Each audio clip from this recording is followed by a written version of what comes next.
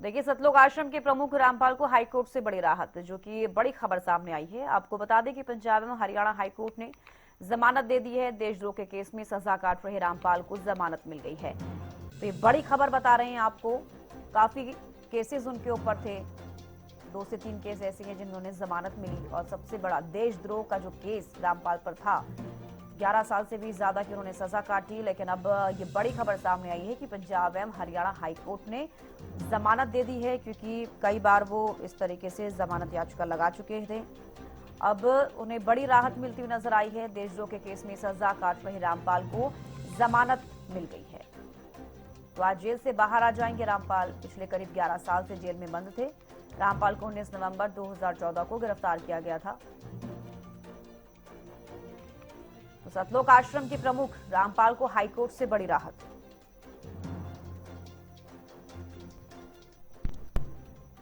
अमित वर्मा ज्यादा जानकारी के साथ फोन लाइन पर जुड़ गए हैं। अमित, क्या कुछ ये पूरा मामला है? और ये भी पूछना चाहूंगी कि जो सतलोक आश्रम के प्रमुख रामपाल है, कौन कौन से केस उन पर दर्ज थे? क्योंकि अब जिस तरीके से जानकारी मिल पा रही है कि पंजाब एवं हरियाणा हाईकोर्ट ने उन्हें जमानत दे दी है देशद्रोह के केस में।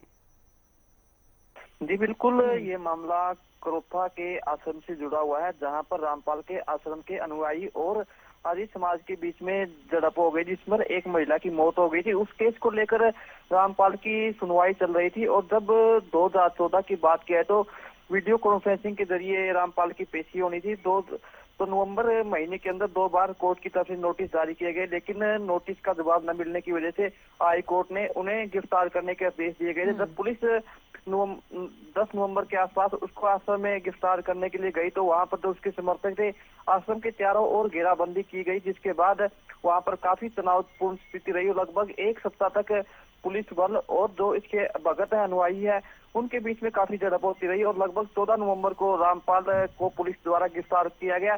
जिसके बाद से लगातार 11 साल से रामपाल हिसार की सेंट्रल जेल में बंद है, और लगातार वीडियो कॉन्फ्रेंसिंग के जरिए ही रामपाल की पेशी होती रही है। सबसे पहले उनको 2 केसों में जमानत मिल गई थी, और आज जिस प्रकार से देशद्रोह का था जो सबसे बड़ा मामला था, उसको भी आज रामपाल को जमानत मिल गई है। और शाम तक उम्मीद है कि जो उसके भगत है, उम्मीद करेगी शाम तक आज रामपाल जेल से बाहर आएंगे।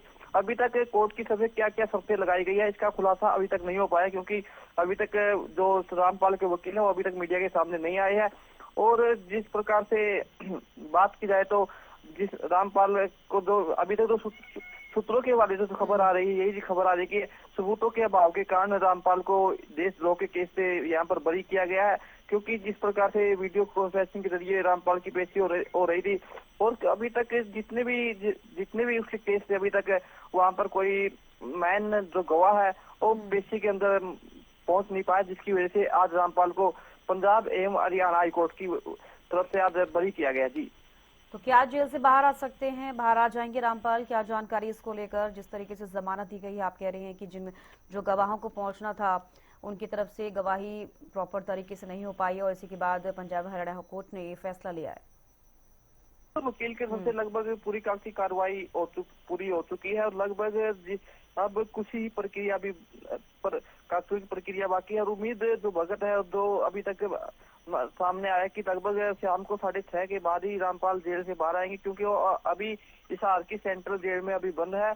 और लगभग 6:30 बजे के बाद जब रामपाल जेल से बाहर आएंगे, तो जिस प्रकार से समर्थकों को इस प्रकार की खबर मिली कि रामपाल को जमानत मिल गई है, उसके बाद रामपाल के जो समर्थक उनमें खुशी की लहर है, और उसके स्वागत के लिए तरह तरह की तैयारियां करनी शुरू कर दी गई है। क्योंकि इसके अंदर बरवाड़ा और बरवाड़े के अंदर भी 2 रामपाल के आश्रम, और जिस पर एक आश्रम को तो पुलिस सरकार ने अपने अधीन ले लिया, लेकिन जो दूसरा आश्रम है वहाँ पर सभी प्रकार की जश्न यहाँ पर मनाया जा रहा है। और उसके जिस प्रकार से भगत है वे काफी यहाँ पर लड्डू बांट कर खुशी मनाते हुए नजर आ रहे हैं। जी बिल्कुल। अभी की बात की जाए तो देशद्रोह के केस में रामपाल को जमानत मिली है। इससे पहले के जो 2 आपने केस जिक्र किया, कौन कौन से वो केस थे जिनको लेकर राहत मिली थी?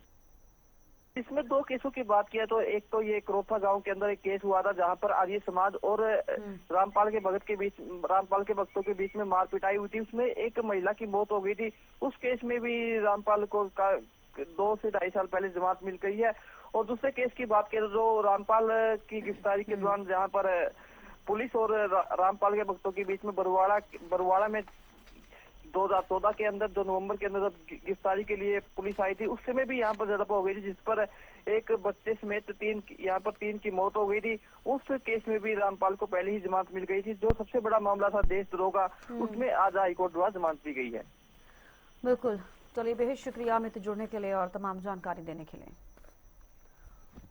देखिए, देशद्रोह मामले में रामपाल को जमानत मिल गई। आज जेल से बाहर आ जाएंगे रामपाल। पिछले करीब 11 साल से जेल में बंद थे। रामपाल को 19 नवंबर 2014 को गिरफ्तार किया गया था। हिसार के बरवाला स्थित सतलोक आश्रम से गिरफ्तार किया गया था और गिरफ्तारी के दौरान हुई झड़प में 6 लोगों की मौत हो गई थी। इस मामले में रामपाल पर देशद्रोह का केस दर्ज किया गया था।